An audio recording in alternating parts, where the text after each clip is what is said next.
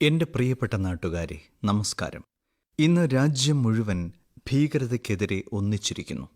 രോഷം നിറഞ്ഞിരിക്കുന്നു. പ്രതിജ്ഞാബദ്ധവുമായിരിക്കുന്നു. ഇന്ന് ഓരോ ഭാരതീയനും ഭീകരത അവസാനിപ്പിക്കാൻ ദൃഢനിശ്ചയം ചെയ്തിരിക്കുന്നു. സുഹൃത്തുക്കളെ, ഓപ്പറേഷൻ സിന്ദൂർ വേളയിൽ നമ്മുടെ സൈന്യത്തിൻ്റെ പ്രകടനം ഓരോ ഭാരതീയനും അഭിമാനകരമാണ്. അതിർത്തി കടന്ന് നമ്മുടെ സൈന്യം തീവ്രവാദ കേന്ദ്രങ്ങൾ കൃത്യമായി തകർത്തു. അത്ഭുതകരം. ലോകമെമ്പാടുമുള്ള ഭീകരതയ്ക്കെതിരായ പോരാട്ടത്തിൽ ഓപ്പറേഷൻ സിന്ദൂർ പുതിയ ആത്മവിശ്വാസം നൽകുന്നു, ഒപ്പം ആവേശം നൽകുന്നു. സുഹൃത്തുക്കളെ, ഓപ്പറേഷൻ സിന്ദൂർ വെറുമൊരു സൈനിക ദൗത്യമല്ല. നമ്മുടെ ദൃഢനിശ്ചയത്തിൻ്റെയും ധൈര്യത്തിൻ്റെയും മാറുന്ന ഭാരതത്തിൻ്റെയും ചിത്രമാണിത്. ഈ ചിത്രം മുഴുവൻ രാജ്യത്തെയും ദേശഭക്തിഭാവത്താൽ നിറയ്ക്കുകയും ത്രിവർണ പതാകയെ ശോഭിപ്പിക്കുകയും ചെയ്തു. രാജ്യത്തെ പല നഗരങ്ങളിലും ഗ്രാമങ്ങളിലും ചെറുപട്ടണങ്ങളിലും ത്രിവർണ പതാക യാത്രകൾ നടത്തിയത് നിങ്ങൾ കണ്ടിട്ടുണ്ടാകും.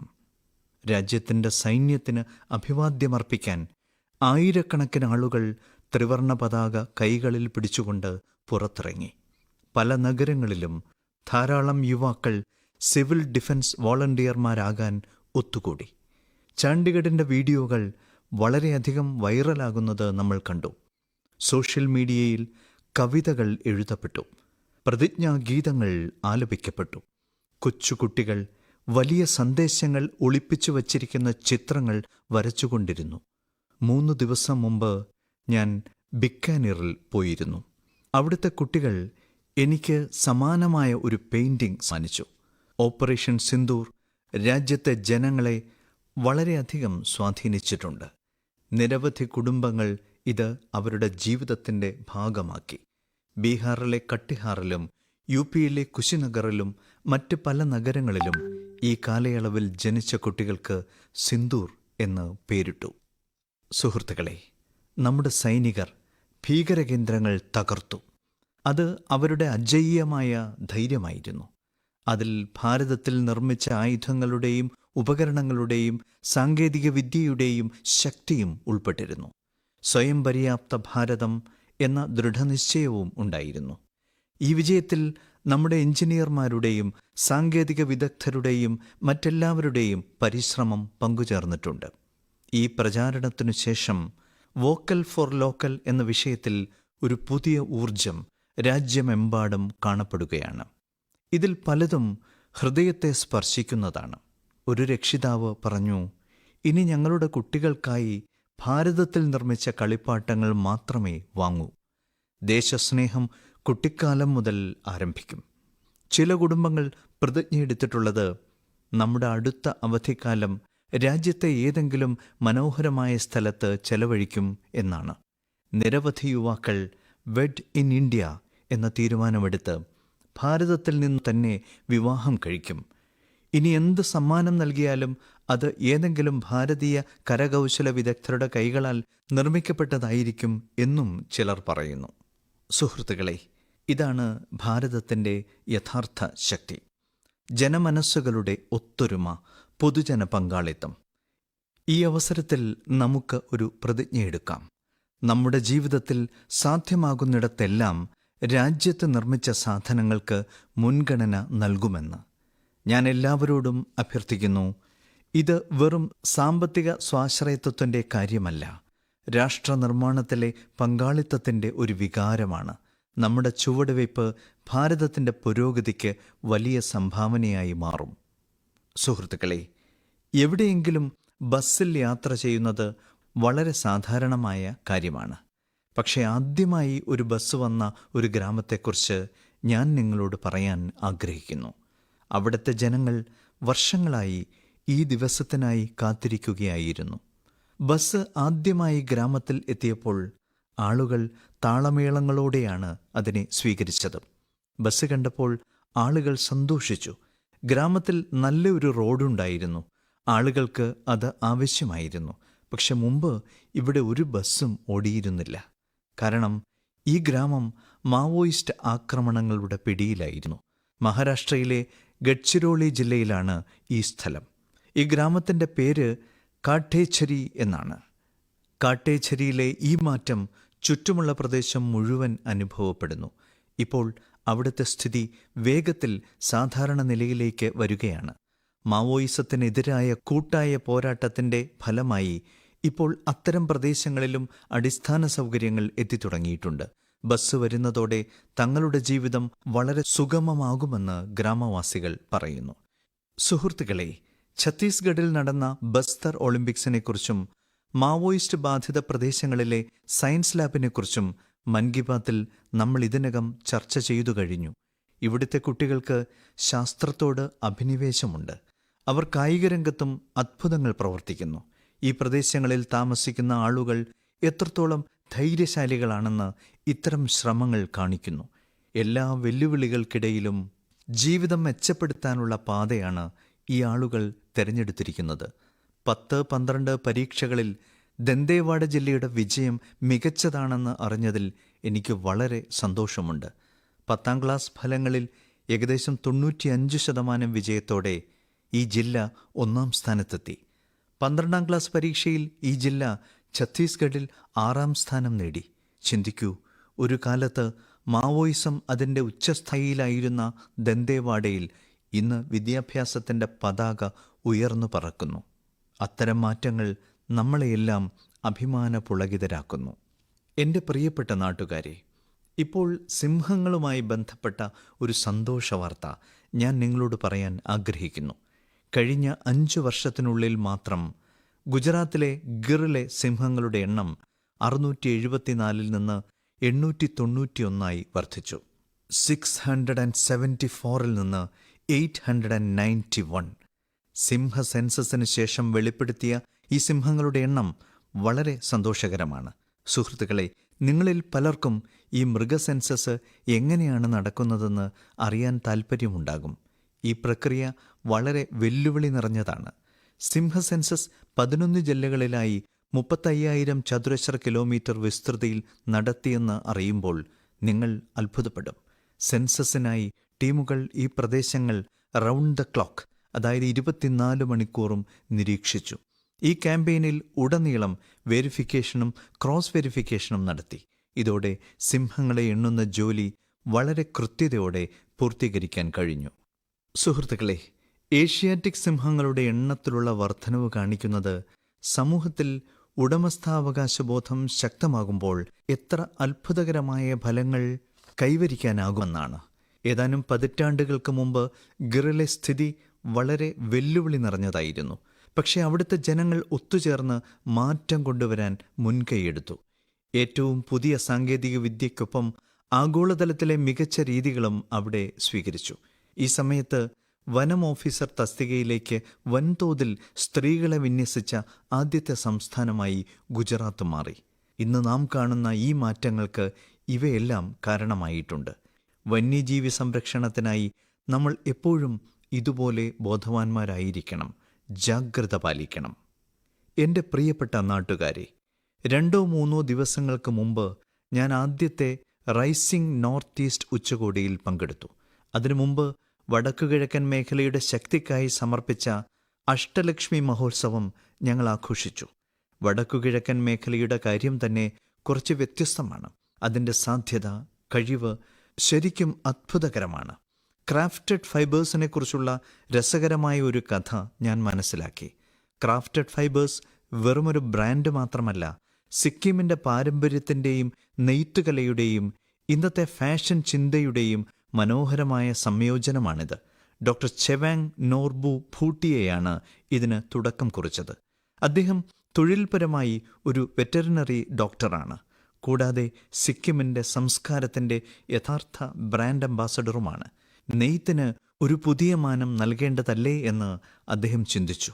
ഈ ചിന്തയിൽ നിന്നാണ് ക്രാഫ്റ്റഡ് ഫൈബേഴ്സ് പിറന്നത്. പരമ്പരാഗത നെയ്ത്ത് ആധുനിക ഫാഷനുമായി സംയോജിപ്പിച്ച് അവർ അതിനെ ഒരു സാമൂഹിക സംരംഭമാക്കി മാറ്റി. ഇപ്പോൾ ഇവിടെ വസ്ത്രങ്ങൾ മാത്രമല്ല ഉണ്ടാക്കുന്നത്, ജീവിതങ്ങളും അവിടെ നെയ്തെടുക്കപ്പെടുന്നു. അവർ തദ്ദേശീയർക്ക് നൈപുണ്യ പരിശീലനം നൽകുന്നു. അതുവഴി അവരെ സ്വയം പര്യാപ്തരാക്കുന്നു. ഗ്രാമീണ നെയ്ത്തുകാരെയും മൃഗപരിപാലകരെയും സ്വയം സഹായ സംഘങ്ങളെയും ബന്ധിപ്പിക്കുന്നതിലൂടെ ഡോക്ടർ ഭൂട്ടിയ പുതിയ തൊഴിലവസരങ്ങൾ സൃഷ്ടിച്ചു. ഇന്ന് തദ്ദേശീയ സ്ത്രീകളും കരകൗശല വിദഗ്ധരും അവരുടെ കഴിവുകളിൽ നിന്ന് നല്ല പണം സമ്പാദിക്കുന്നു. ഷാളുകൾ, സ്റ്റോളുകൾ, കയ്യുറകൾ, സോക്സുകൾ എന്നിവയെല്ലാം പ്രാദേശിക കരകൗശല നാരുകൾ കൊണ്ട് നിർമ്മിക്കുന്നുണ്ട്. ഇതിലുപയോഗിക്കുന്ന രോമം സിക്കിമിലെ മുയലുകളിൽ നിന്നും ആടുകളിൽ നിന്നുമാണ് എടുക്കുന്നത്. നിറങ്ങളും പൂർണ്ണമായും പ്രകൃതിദത്തമാണ്. രാസവസ്തുക്കളില്ല, പ്രകൃതിയുടെ നിറങ്ങൾ മാത്രം. സിക്കിമിന്റെ പരമ്പരാഗത നെയ്ത്തിനും സംസ്കാരത്തിനും ഡോക്ടർ ഭൂട്ടിയ ഒരു പുതിയ മാനം നൽകി. പാരമ്പര്യവും അഭിനിവേശവും കൂടിച്ചേർന്നാൽ ലോകത്തെ എത്രമാത്രം ആകർഷിക്കാൻ കഴിയുമെന്ന് ഡോക്ടർ ഭൂട്ടിയയുടെ പ്രവർത്തനങ്ങൾ നമ്മെ പഠിപ്പിക്കുന്നു. എൻ്റെ പ്രിയപ്പെട്ട നാട്ടുകാരെ, ഇന്ന് ഞാൻ നിങ്ങളോട് പറയാൻ ആഗ്രഹിക്കുന്നത് ഒരു കലാകാരനും ജീവിക്കുന്ന പ്രചോദനവുമായ ഒരു മഹാനായ വ്യക്തിയെക്കുറിച്ചാണ്. പേര് ജീവൻ ജോഷി.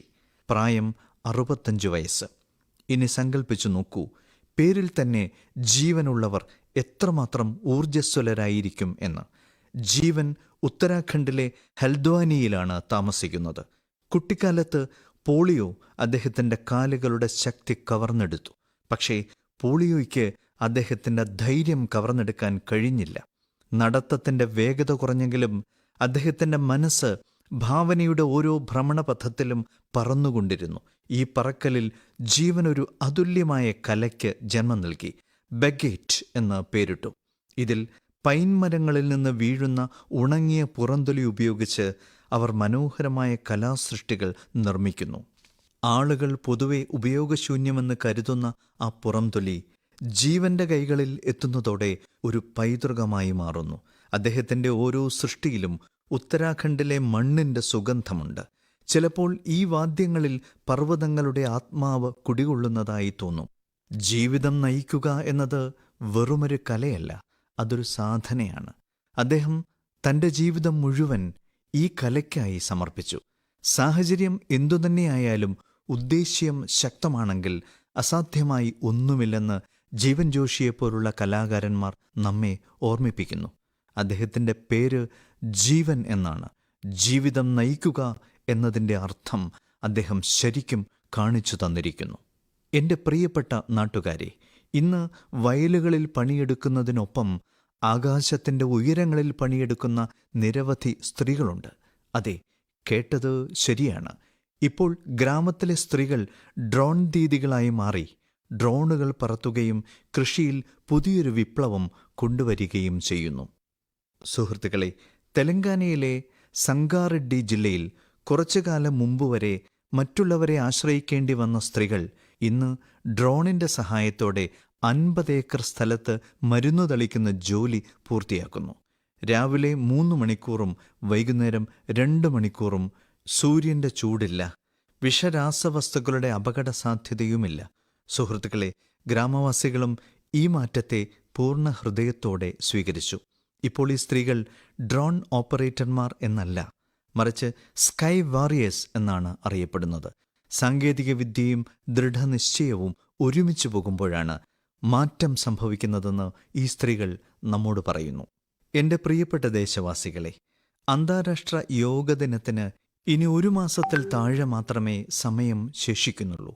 നിങ്ങൾ ഇപ്പോഴും യോഗയിൽ നിന്ന് അകലെയാണെങ്കിൽ ഇപ്പോൾ തന്നെ യോഗയുമായി ബന്ധപ്പെടണമെന്ന് ഈ അവസരം നമ്മെ ഓർമ്മിപ്പിക്കുന്നു. യോഗ നിങ്ങളുടെ ജീവിത രീതിയെ തന്നെ മാറ്റും. സുഹൃത്തുക്കളെ, 2015 ജൂൺ 21 യോഗ ദിനം ആരംഭിച്ചതു മുതൽ അതിനോടുള്ള അടുപ്പം നിരന്തരം വർദ്ധിച്ചുകൊണ്ടിരിക്കുകയാണ്. ഈ വർഷവും ലോകമെമ്പാടുമുള്ള ജനങ്ങളുടെ യോഗ ദിനത്തോടുള്ള ആവേശവും ഉത്സാഹവും ദൃശ്യമാണ്. വിവിധ സ്ഥാപനങ്ങൾ അവരുടെ തയ്യാറെടുപ്പുകൾ പങ്കിടുന്നു. കഴിഞ്ഞ വർഷങ്ങളിലെ ഫോട്ടോകൾ എന്നെ വളരെയധികം പ്രചോദിപ്പിച്ചിട്ടുണ്ട്. ചില വർഷങ്ങളായി വിവിധ രാജ്യങ്ങളിൽ ആളുകൾ യോഗ ചെയിൻ, യോഗ റിങ്ങുകൾ എന്നിവ നിർമ്മിക്കുന്നത് നമ്മൾ കണ്ടിട്ടുണ്ട്. 4 തലമുറകൾ ഒരുമിച്ച് യോഗ ചെയ്യുന്ന നിരവധി ചിത്രങ്ങളുണ്ട്. പലരും യോഗയ്ക്കായി തങ്ങളുടെ നഗരത്തിലെ പ്രശസ്തമായ സ്ഥലങ്ങൾ തിരഞ്ഞെടുത്തു. ഇത്തവണ യോഗദിനം രസകരമായ രീതിയിൽ ആഘോഷിക്കുന്നതിനെക്കുറിച്ച് നിങ്ങൾക്ക് ചിന്തിക്കാം. സുഹൃത്തുക്കളെ, ആന്ധ്രാപ്രദേശ് സർക്കാർ യോഗ ആന്ധ്ര പ്രചാരണം ആരംഭിച്ചിരിക്കുന്നു. സംസ്ഥാനം മുഴുവൻ യോഗ സംസ്കാരം വികസിപ്പിക്കുക എന്നതാണ് ഇതിൻ്റെ ലക്ഷ്യം. ഈ പ്രചാരണത്തിന് കീഴിൽ യോഗ ചെയ്യുന്ന 10 ലക്ഷം പേർക്കുള്ള ഒരു പൂൾ നിർമ്മിക്കുന്നു. ഈ വർഷം വിശാഖപട്ടണത്ത് നടക്കുന്ന യോഗദിന പരിപാടിയിൽ പങ്കെടുക്കാൻ എനിക്ക് അവസരം ലഭിക്കും. ഇത്തവണയും നമ്മുടെ യുവ സുഹൃത്തുക്കൾ രാജ്യത്തിൻ്റെ പൈതൃകവുമായി ബന്ധപ്പെട്ട പ്രശസ്തമായ സ്ഥലങ്ങളിൽ യോഗ ചെയ്യാൻ പോകുന്നു എന്നറിയുന്നതിൽ എനിക്ക് സന്തോഷമുണ്ട്. നിരവധി യുവാക്കൾ പുതിയ റെക്കോർഡുകൾ സൃഷ്ടിക്കുമെന്നും യോഗ ശൃംഖലയുടെ ഭാഗമാകുമെന്നും പ്രതിജ്ഞയെടുത്തു. നമ്മുടെ കോർപ്പറേറ്റുകളും ഇക്കാര്യത്തിൽ പിന്നിലല്ല. ചില സ്ഥാപനങ്ങൾ ഓഫീസിൽ തന്നെ യോഗ പരിശീലനത്തിനായി പ്രത്യേക സ്ഥലം നിശ്ചയിച്ചിട്ടുണ്ട്. ചില സ്റ്റാർട്ടപ്പുകൾ ഓഫീസ് യോഗ സമയം നിശ്ചയിച്ചിട്ടുണ്ട്. ഗ്രാമങ്ങളിൽ പോയി യോഗ പഠിപ്പിക്കാൻ തയ്യാറെടുക്കുന്നവരുമുണ്ട്. ആരോഗ്യത്തെയും ഫിറ്റ്നസ്സിനെയും കുറിച്ചുള്ള ആളുകളുടെ ഈ അവബോധം എനിക്ക് വളരെയധികം സന്തോഷം നൽകുന്നു. സുഹൃത്തുക്കളെ, യോഗദിനത്തോടൊപ്പം ആയുർവേദ മേഖലയിലും സമാനമായ ഒന്ന് സംഭവിച്ചു. അതിനെക്കുറിച്ച് അറിയുമ്പോൾ നിങ്ങൾക്ക് വളരെ സന്തോഷമുണ്ടാകും. ഇന്നലെ, അതായത് മെയ് 24-ന് ലോകാരോഗ്യ സംഘടനയുടെ ഡയറക്ടർ ജനറലിൻ്റെയും എൻ്റെ സുഹൃത്ത് തുളസിഭായിയുടെയും സാന്നിധ്യത്തിൽ ഒരു ധാരണാപത്രം ഒപ്പുവെച്ചു. ഈ കരാറോടെ ഇന്റർനാഷണൽ ക്ലാസിഫിക്കേഷൻ ഓഫ് ഹെൽത്ത് ഇൻ്റർവെൻഷൻസിന് കീഴിൽ ഒരു സമർപ്പിത പരമ്പരാഗത വൈദ്യ മൊഡ്യൂളിൻ്റെ പ്രവർത്തനങ്ങൾ ആരംഭിച്ചു. ലോകമെമ്പാടുമുള്ള കൂടുതൽ ആളുകൾക്ക് ആയുഷ് ശാസ്ത്രീയമായ രീതിയിൽ ലഭ്യമാക്കുന്നതിന് ഈ സംരംഭം സഹായിക്കും. സുഹൃത്തുക്കളെ, നിങ്ങൾ സ്കൂളുകളിൽ ബ്ലാക്ക് ബോർഡ് കണ്ടിട്ടുണ്ടാകും. പക്ഷേ ഇപ്പോൾ ചില സ്കൂളുകളിൽ ഷുഗർ ബോർഡ് സ്ഥാപിച്ചുകൊണ്ടിരിക്കുകയാണ്. ബ്ലാക്ക് ബോർഡ് അല്ല, ഷുഗർ ബോർഡ്. CBSEയുടെ ഈ അസാധാരണമായ സംരംഭത്തിൻ്റെ ലക്ഷ്യം കുട്ടികളെ അവരുടെ പഞ്ചസാര ഉപഭോഗത്തെക്കുറിച്ച് ബോധവാന്മാരാക്കുക എന്നതാണ്. എത്ര അളവെടുക്കണമെന്നും എത്ര പഞ്ചസാര കഴിക്കണമെന്നും അറിയുന്നതിലൂടെ കുട്ടികൾ ആരോഗ്യകരമായ ഓപ്ഷനുകൾ സ്വയം തിരഞ്ഞെടുക്കാൻ തുടങ്ങിയിരിക്കുന്നു. ഇതൊരു അതുല്യമായ ശ്രമമാണ്. അതിൻ്റെ സ്വാധീനം വളരെ പോസിറ്റീവായിരിക്കും. കുട്ടിക്കാലം മുതൽ തന്നെ ആരോഗ്യകരമായ ജീവിതശൈലി ശീലങ്ങൾ വളർത്തിയെടുക്കുന്നതിന് ഇത് വളരെ സഹായകരമാണെന്ന് തെളിയിക്കാനാകും. പല മാതാപിതാക്കളും ഇതിനെ അഭിനന്ദിച്ചിട്ടുണ്ട്. ഞാൻ വിശ്വസിക്കുന്നു, ഓഫീസുകളിലും ക്യാൻറ്റീനുകളിലും സ്ഥാപനങ്ങളിലും ഇത്തരം സംരംഭങ്ങൾ ഏറ്റെടുക്കണമെന്ന്. എല്ലാറ്റിനുമുപരി ആരോഗ്യമുണ്ടെങ്കിൽ എല്ലാം ഉണ്ടെന്നും ഞാൻ വിശ്വസിക്കുന്നു. സ്ട്രോങ് ഇന്ത്യയുടെ അടിത്തറയാണ് ഫിറ്റ് ഇന്ത്യ. എൻ്റെ പ്രിയപ്പെട്ട നാട്ടുകാരെ, സ്വച്ഛ ഭാരതത്തെക്കുറിച്ച് പറയുമ്പോൾ മൻ കി ബാത്ത് ശ്രോതാക്കൾക്ക് പിന്തിരിയാനാവില്ലല്ലോ. നിങ്ങളെല്ലാവരും നിങ്ങളുടെ സ്വന്തം തലത്തിൽ ഈ പ്രചാരണത്തെ ശക്തിപ്പെടുത്തുന്നുണ്ടെന്ന് എനിക്ക് പൂർണ്ണ വിശ്വാസമുണ്ട്. എന്നാൽ ഇന്ന് ഞാൻ നിങ്ങളോട് ഒരു ഉദാഹരണം പറയാൻ ആഗ്രഹിക്കുന്നു. ശുചിത്വത്തിനായുള്ള ദൃഢനിശ്ചയം ഗിരിസമാനമായ വെല്ലുവിളികളെപ്പോലും പരാജയപ്പെടുത്തി. ഒന്ന് സങ്കല്പിച്ചു നോക്കൂ, ഒരാൾ മഞ്ഞുമൂടിയ മലനിരകളിൽ കയറുകയാണ്. ശ്വസിക്കാൻ പ്രയാസമുള്ള അവിടെ ഓരോ ചുവടുവയ്പിലും ജീവന് ഭീഷണിയുണ്ട്. എന്നിട്ടും ആ വ്യക്തി സ്ഥലം വൃത്തിയാക്കുന്ന തിരക്കിലാണ്. നമ്മുടെ ITBP ടീമുകളിലെ അംഗങ്ങളും സമാനമായ ഒന്ന് ചെയ്തിട്ടുണ്ട്. ഈ ടീം മകാലു പർവ്വതം പോലെ ലോകത്തിലെ ഏറ്റവും ദുഷ്കരമായ കൊടുമുടികൾ കയറാൻ പോയി. പക്ഷേ സുഹൃത്തുക്കളെ, അവർ മല കയറുക മാത്രമല്ല ചെയ്തത്, തങ്ങളുടെ ലക്ഷ്യത്തിലേക്ക് ഒരു ദൗത്യം കൂടി കൂട്ടിച്ചേർത്തു. അത് ശുചിത്വം എന്നതായിരുന്നു. കൊടുമുടിക്ക് സമീപം കിടന്നിരുന്ന മാലിന്യം നീക്കം ചെയ്യാൻ അവർ മുൻകൈയെടുത്തു. ഒന്ന് ചിന്തിച്ചു നോക്കൂ, ടീം അംഗങ്ങൾ 150 കിലോയിലധികം ജൈവ വിസർജ്യമല്ലാത്ത മാലിന്യങ്ങൾ താഴ്വാരത്തിലെത്തിച്ചു. അത്രയും ഉയരത്തിൽ വൃത്തിയാക്കൽ എളുപ്പമുള്ള കാര്യമല്ല. എന്നാൽ ഇത് കാണിക്കുന്നത് ദൃഢനിശ്ചയമുള്ളിടത്ത് പാത തനിയെ സൃഷ്ടിക്കപ്പെടുന്നു എന്നാണ്. സുഹൃത്തുക്കളെ, ഇതുമായി ബന്ധപ്പെട്ട മറ്റൊരു പ്രധാന വിഷയമുണ്ട്: പേപ്പർ മാലിന്യവും പുനരുപയോഗവും. നമ്മുടെ വീടുകളിലും ഓഫീസുകളിലും ദിവസവും ധാരാളം കടലാസ് മാലിന്യങ്ങൾ പുറന്തള്ളുന്നു. ഒരുപക്ഷേ നമ്മൾ ഇത് സാധാരണമാണെന്ന് കരുതുന്നു. പക്ഷേ രാജ്യത്തെ മാലിന്യത്തിൻ്റെ 1/4 ഭാഗവും കടലാസുമായി ബന്ധപ്പെട്ടതാണെന്ന് അറിയുമ്പോൾ നിങ്ങൾ അത്ഭുതപ്പെടും. ഇന്ന് എല്ലാവരും ഈ ദിശയിൽ ചിന്തിക്കേണ്ടതുണ്ട്. ഭാരതത്തിലെ നിരവധി സ്റ്റാർട്ടപ്പുകൾ ഈ മേഖലയിൽ മികച്ച പ്രവർത്തനം നടത്തിക്കൊണ്ടിരിക്കുന്നുവെന്ന് അറിയുന്നതിൽ എനിക്ക് സന്തോഷമുണ്ട്. വിശാഖപട്ടണം, ഗുരുഗ്രാം തുടങ്ങിയ നഗരങ്ങളിൽ നിരവധി സ്റ്റാർട്ടപ്പുകൾ പേപ്പർ പുനരുപയോഗത്തിന് നൂതനമായ രീതികൾ സ്വീകരിക്കുന്നുണ്ട്. ചിലർ പുനരുപയോഗിച്ച പേപ്പറിൽ നിന്ന് പാക്കേജിംഗ് ബോർഡുകൾ നിർമ്മിക്കുന്നു. ചിലർ ഡിജിറ്റൽ രീതികളിലൂടെ പത്ര പുനരുപയോഗം എളുപ്പമാക്കുന്നു. ജാൽന പോലുള്ള നഗരങ്ങളിലെ ചില സ്റ്റാർട്ടപ്പുകൾ 100% പുനരുപയോഗിച്ച വസ്തുക്കളിൽ നിന്ന് പാക്കേജിംഗ് റോളുകളും പേപ്പർ കോറുകളും നിർമ്മിക്കുന്നു. 1 ടൺ പേപ്പർ പുനരുപയോഗം ചെയ്യുന്നത് 17 മരങ്ങൾ മുറിക്കുന്നത് തടയുകയും ആയിരക്കണക്കിന് ലിറ്റർ വെള്ളം ലാഭിക്കുകയും ചെയ്യുന്നുവെന്ന് അറിയുന്നത് നിങ്ങൾക്ക് പ്രചോദനം നൽകും. ഇനി ഒന്ന് ചിന്തിക്കൂ, ഇത്രയും ദുഷ്കരമായ സാഹചര്യങ്ങളിൽ പർവ്വതാരോഹകർക്ക് മാലിന്യം തിരികെ കൊണ്ടുവരാൻ കഴിയുമ്പോൾ നമ്മുടെ വീട്ടിലോ ഓഫീസിലോ പേപ്പർ വേർതിരിക്കുന്നതിലൂടെ പുനരുപയോഗത്തിന് നമ്മളും തീർച്ചയായും പ്രയത്നിക്കണം. രാജ്യത്തിനു വേണ്ടി എനിക്ക് എന്തെല്ലാം മികച്ച കാര്യങ്ങൾ ചെയ്യാൻ കഴിയുമെന്ന് രാജ്യത്തെ ഓരോ പൗരനും ചിന്തിക്കുമ്പോൾ മാത്രമേ നമുക്ക് ഒരുമിച്ച് വലിയ മാറ്റങ്ങൾ കൊണ്ടുവരാൻ കഴിയൂ. സുഹൃത്തുക്കളെ, ഖേലോ ഇന്ത്യ ഗെയിംസ് കഴിഞ്ഞ കാലത്ത് വലിയ ഹിറ്റായിരുന്നു. ബീഹാറിലെ 5 നഗരങ്ങൾ ഖേലോ ഇന്ത്യയ്ക്ക് ആതിഥേയത്വം വഹിച്ചു. അവിടെ വിവിധ വിഭാഗങ്ങളിലായി മത്സരങ്ങൾ നടന്നു. ഭാരതത്തിൻ്റെ വിവിധ ഭാഗങ്ങളിൽ നിന്ന് അവിടെ എത്തിയ കായിക താരങ്ങളുടെ എണ്ണം 5000-ലധികമായിരുന്നു. ബീഹാറിൻ്റെ കായിക താൽപ്പര്യത്തെയും ബീഹാറിലെ ജനങ്ങൾക്ക് തങ്ങളോടുള്ള സൗഹാർദ്ദത്തെയും ഈ കായിക താരങ്ങൾ വളരെയധികം പ്രശംസിച്ചിട്ടുണ്ട്. സുഹൃത്തുക്കളെ, ബീഹാറിൻ്റെ ഭൂമി വളരെ സവിശേഷമാണ്. ഈ പരിപാടിയിൽ ഇവിടെ നിരവധി സവിശേഷമായ കാര്യങ്ങൾ സംഭവിച്ചു. ഒളിമ്പിക് ചാനൽ വഴി ലോകം മുഴുവൻ എത്തിയ ഖേലോ ഇന്ത്യ യൂത്ത് ഗെയിംസിൻ്റെ ആദ്യ പതിപ്പായിരുന്നു ഇത്. ലോകമെമ്പാടുമുള്ള ആളുകൾ നമ്മുടെ യുവ കളിക്കാരുടെ കഴിവുകൾ കാണുകയും അഭിനന്ദിക്കുകയും ചെയ്തു. എല്ലാ മെഡൽ ജേതാക്കളെയും, പ്രത്യേകിച്ച് മികച്ച 3 വിജയികളായ മഹാരാഷ്ട്ര, ഹരിയാന, രാജസ്ഥാൻ എന്നിവിടങ്ങളിൽ നിന്നുള്ളവരെ ഞാൻ അഭിനന്ദിക്കുന്നു. സുഹൃത്തുക്കളെ, ഇത്തവണ ഖേലോ ഇന്ത്യയിൽ ആകെ 26 റെക്കോർഡുകൾ സൃഷ്ടിക്കപ്പെട്ടു.